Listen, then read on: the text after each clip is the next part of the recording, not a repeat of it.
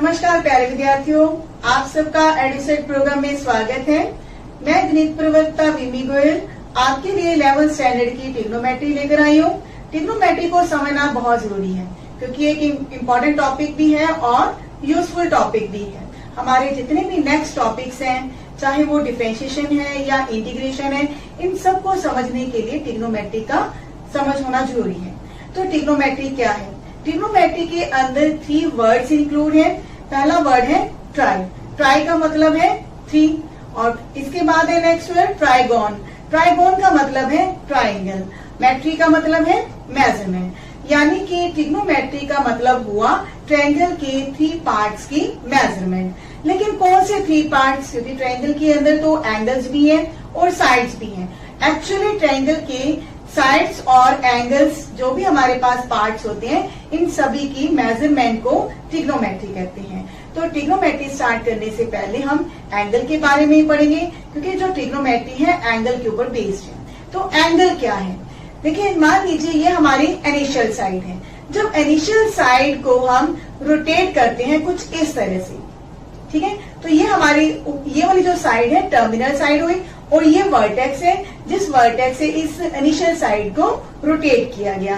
तो initial side और terminal side के बीच में जो मेजरमेंट है उसको एंगल कहते हैं। फिर से रिपीट कर रही हूं मैं, ये हमारी इनिशियल साइड है।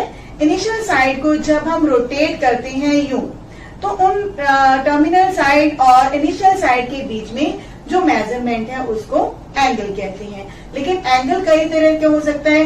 हो सकता है कि एंगल इतना हो सकता है कि एंगल इतना हो। तो ये जो छोटा और बड़ा एंगल है इसको हम कैसे मापें?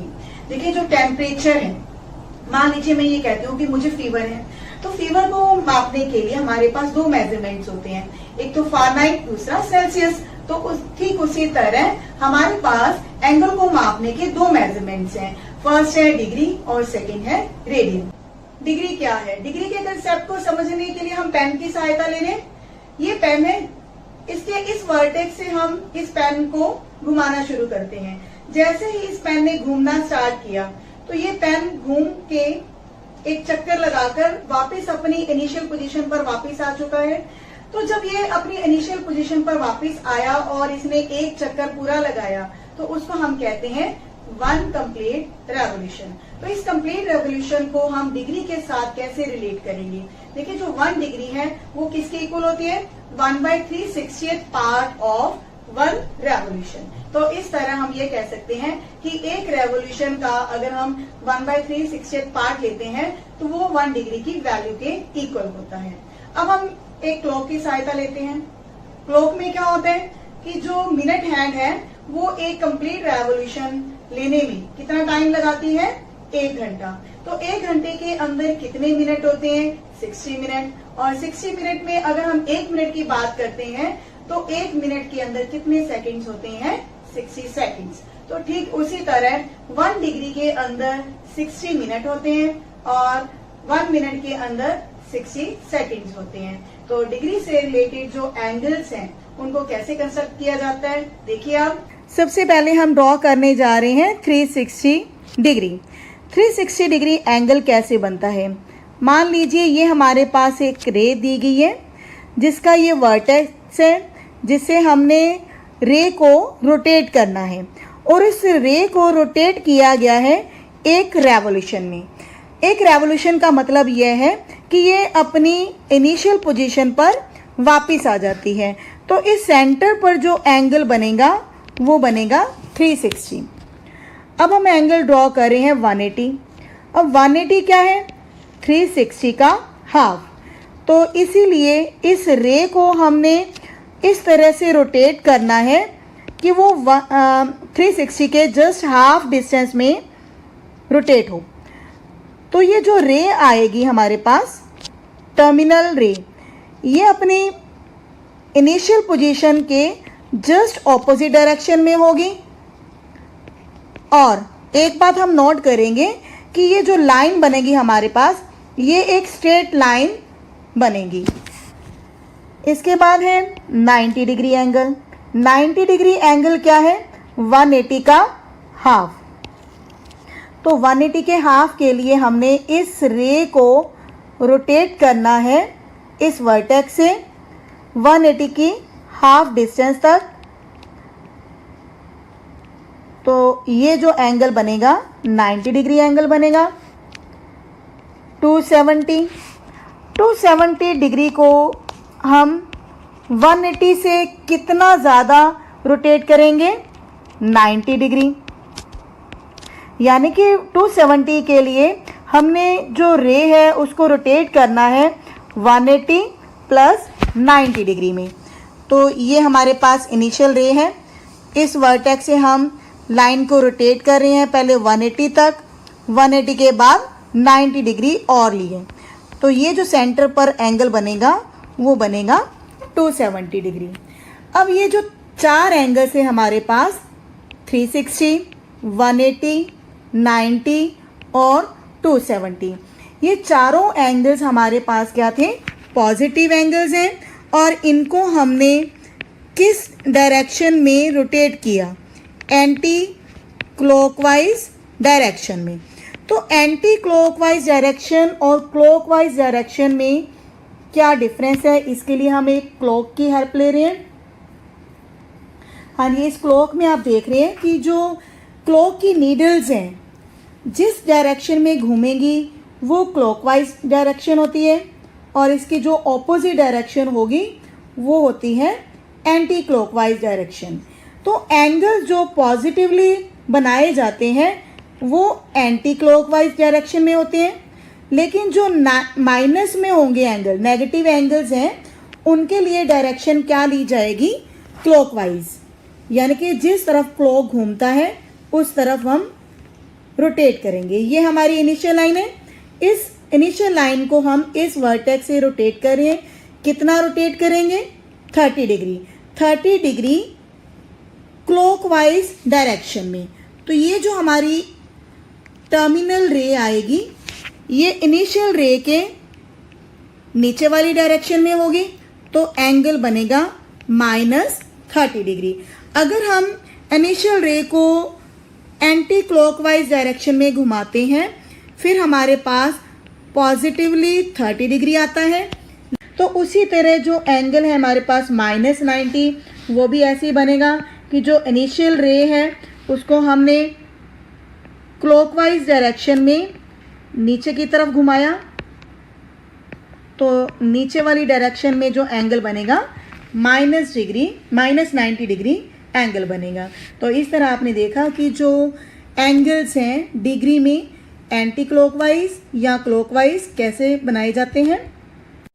अब डिग्री के बारे में आपने काफी कुछ सीख लिया। अब हम चलते हैं एंगल की दूसरी मेजरमेंट रेडियन की तरफ। रेडियन जो वर्ड है कुछ कुछ रेडियस के जैसे लगता है, और रेडियस किसके अंदर होता है? सर्कल के अंदर। और सर्कल के अंदर जो रेडियन है इसको हम कैसे कनेक्ट करेंगे?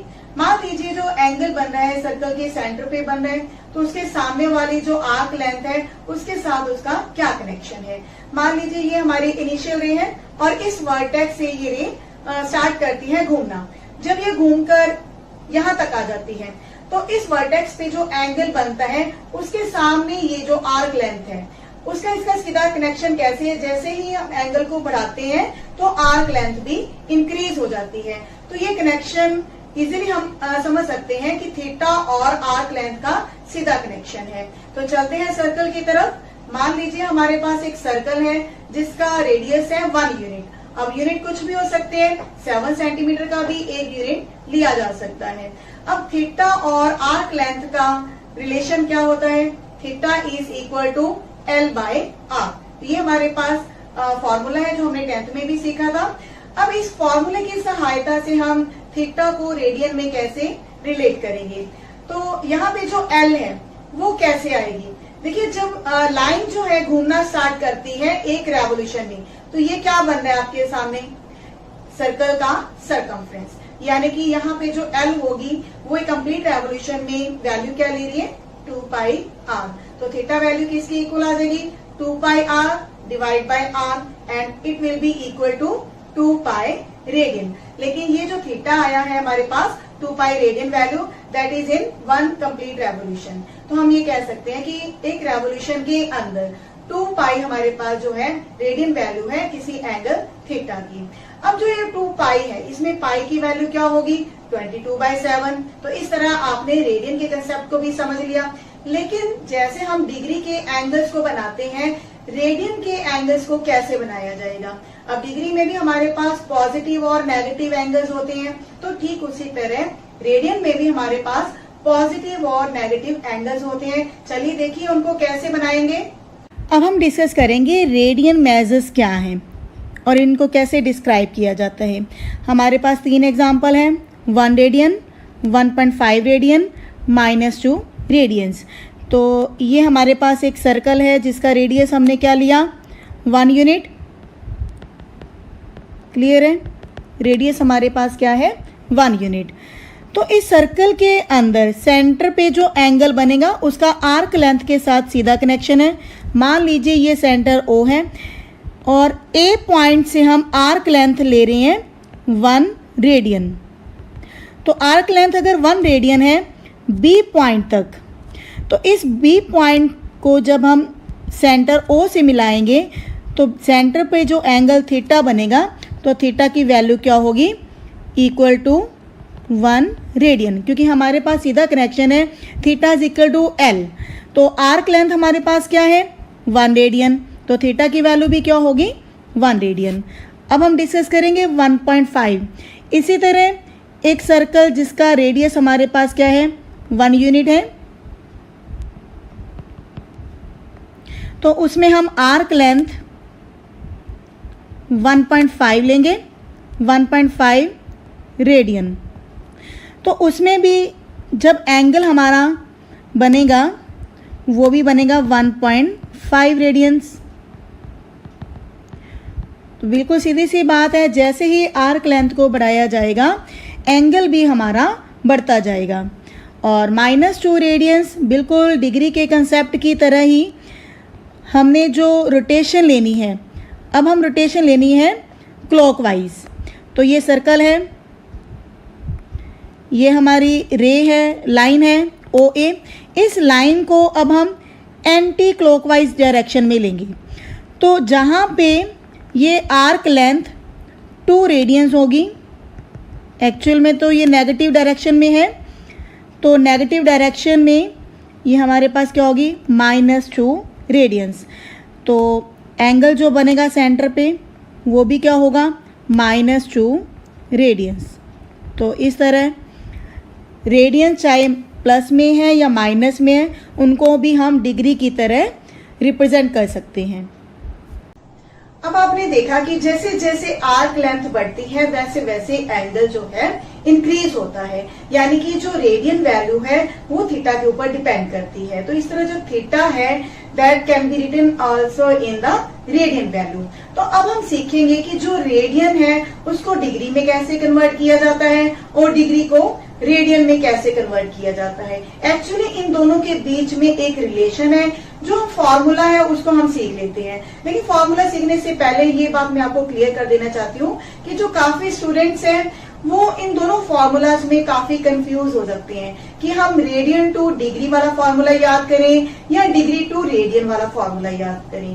तो इसके लिए एक इजी वे ये है कि आप एक ही फॉर्मूला याद करें, क्योंकि एक फॉर्मूला याद करने का फायदा ये होता है कि आपको दूसरा जो मेथड है या दूसरा फॉर्मूला है ऑटोमेटिकली डिराइव करना आ जाएगा। तो सीखते हैं डिग्री टू रेडियन कैसे कन्वर्ट करना है। अब हम डिस्कस करेंगे कि जो रेडियन है और डिग्री है इनका आपस में क्या रिलेशन है। तो इसके लिए हम दोबारा से वही बात डिस्कस करेंगे कि 2 पाई की वैल्यू क्या होती है 360 डिग्री। तो यहाँ से हम कह सकते हैं कि जो पाई रेडियंस हैं किसके इक्वल आ जाते हैं 180 डिग्री, और 1 रेडियन की वैल्यू क्या आ जाती है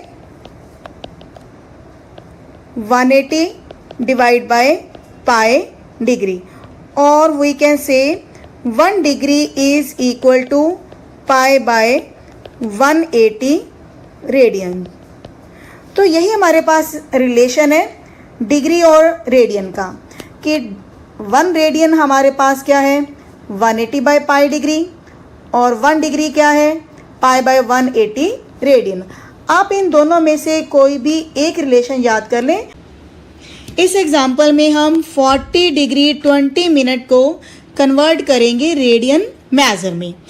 तो हमारे पास क्या दिया हुआ है, 40 डिग्री 20 मिनट, यानी कि जो हमारे पास 40 डिग्री है वो कंप्लीट नहीं है, साथ में हमारे पास दिया गया है 20 मिनट, और हमें ये पता है कि 1 डिग्री इक्वल टू होते हैं 60 मिनट। तो 1 minute will be equal to 1/60th of degree. तो यहाँ से हम 20 मिनट की वैल्यू निकाल लेते हैं 20/60 डिग्री। तो 20/60 डिग्री हम वैल्यू यहाँ पे लेंगे, और ये वैल्यू जो है कट होकर हमारे पास क्या आ जाती है 1/3 डिग्री, और ये वैल्यू इक्वल टू आएगी 121 डिवाइड बाय 3 डिग्री। अब ये जो हमारे पास क्वेश्चन दिया था 40 डिग्री 20 मिनट, अब कन्वर्ट हो चुके हैं डिग्री में पूरी तरह से, 121 डिवाइड बाय 3 डिग्री में। इसको हमने अब रेडियन मेजर में कन्वर्ट करना है। हमें पता है कि जो 1 डिग्री होते हैं इक्वल टू क्या वैल्यू होती है, पाई बाय 180 रेडियंस। कितने डिग्री है हमारे पास, 121/3 डिग्री है। तो हम क्या करेंगे, 121/3 को मल्टीप्लाई करते हैं पाई बाय 180 के साथ। तो इस तरह हमारे पास ये वैल्यू आ जाती है 121 पाई डिवाइड बाय 540 रेडियंस। आगे आप इसको सॉल्व कर सकते हैं कि अगर ये कोई वैल्यूज़ हैं आपस में कट हो सकती हो तो, अदरवाइज़ ये हमारा सोल्यूशन है कि जो डिग्री है उसको हमने रेडियंस में कन्वर्ट कर दिया। हाँ जी, आपको क्लियर हो गया होगा कि डिग्री टू रेडियन वैल्यू जो है कैसे कन्वर्ट होती है। काफी आसान था, ठीक है। जो एक फॉर्मूला है उसको आपने याद कर लिया। यहाँ भी क्या है, ये कोई रट्टा तो है नहीं, आपने सिंपल सा बेसिक कंसेप्ट है कि 2 pi is equal to 360 degree, और वहां से हम 1 डिग्री की वैल्यू निकाल लेते हैं पाई बाय 180 रेडियन। तो इस फॉर्मूले से हम कोई भी जो डिग्री वैल्यू है उसको हम रेडियन में कन्वर्ट कर सकते हैं। अब हम सीखते हैं कि जो रेडियन है उसको डिग्री में कैसे कन्वर्ट करना है। इस एग्जांपल में हम ये डिस्कस करने जा रहे हैं कि 6 रेडियंस को डिग्री में कैसे कन्वर्ट किया जाता है। हमें पता है कि जो 1 रेडियन है उसकी वैल्यू क्या होती है, 180 डिवाइड बाय पाई डिग्रीज। तो यहाँ से हम 6 रेडियन की वैल्यू निकाल लेंगे 6 into 180 divide by pi degrees. लेकिन पाई की वैल्यू क्या होती है, 22/7। तो 22 डिनोमिनेटर में रहेंगे और 7 न्यूमरेटर में शिफ्ट हो जाएगा। अब हम 22 से जब डिवाइड करेंगे तो हमारे पास डिग्री आएंगे 343 7/11 डिग्री, यानी कि 343 तो हमारे पास कंप्लीट डिग्री हैं, लेकिन 7/11 ये हमारे पास कंप्लीट डिग्री नहीं है। और हमें पता है कि 1 degree is equal to 60 minute. तो हम इसको कन्वर्ट करेंगे आगे मिनट में। तो 7/11 इंटू में हमारे पास ये मिनट में कन्वर्ट हो चुके हैं। जब हम 7 इंटू 60 को 11 से डिवाइड करते हैं तो हमारे पास वैल्यू क्या आएगी, 83 मिनट, और साथ में हमारे पास आएंगे 2/11 मिनट। अब मिनट को भी हम सेकंड्स में कन्वर्ट कर सकते हैं। 1 minute is equal to 60 seconds. तो इस तरह से हमारे पास वैल्यू आएगी 343 degree plus 38 degree plus 2 into 60/11 minute. Sorry, ये भी हमारे पास 38 जो है मिनट में है। Now it is equal to 343 degree plus 38 minute plus 10.9 seconds.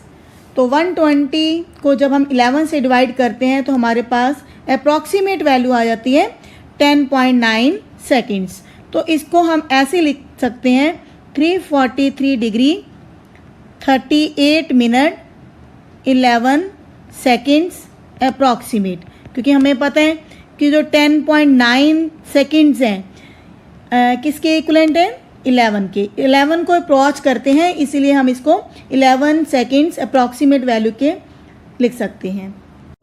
हाँ जी, दोनों ही एग्जाम्पल से आपको समझ आ गया होगा डिग्री टू रेडियन कैसे बनाना है और रेडियन टू डिग्री कैसे बनाना है।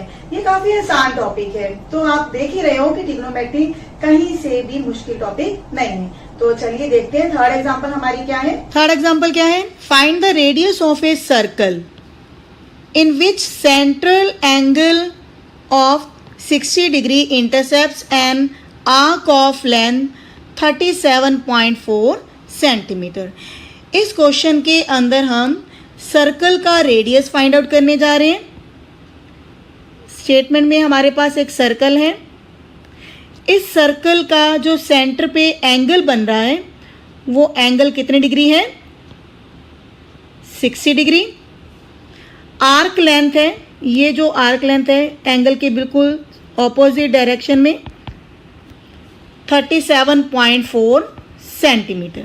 हमने क्या फाइंड आउट करना है, what is the radius of circle. तो अब हमें यह पता है कि जो थीटा है that is equal to L by R. L हमारे पास होती है arc length, R is the radius and theta is the angle subtended at the center। तो इनमें हमने जस्ट वैल्यूज़ को फिल करना है। एंगल कितना है 60 डिग्री, आर्क लेंथ है 37.4 और यहाँ से हम जो रेडियस है वो निकाल लेंगे। लेकिन अभी हमारे पास जो एंगल है 60 डिग्री में है, तो इसको हम रेडियंस में कन्वर्ट करेंगे।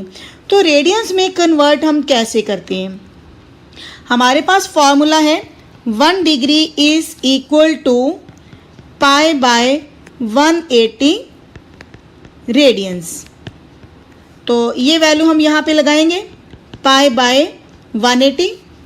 तो ये जो वैल्यू आएगी हमारे पास रेडियन वैल्यू में कन्वर्ट हो चुकी है 37.4। ये 60 और 180 को कट किया जा सकता है, 3 ऊपर न्यूमरेटर में जाएगा। अब पाई की वैल्यू हमें स्टार्टिंग में स्टेटमेंट में गिवन है 22/7। तो ये वैल्यू भी हम लेंगे और इस क्वेश्चन को हम फुली सॉल्व करेंगे। 37.4 को हम इस तरह से लिख सकते हैं 374/10। तो फुली सॉल्व करने के बाद हमारे वैल्यू जो है वो क्या आएगी,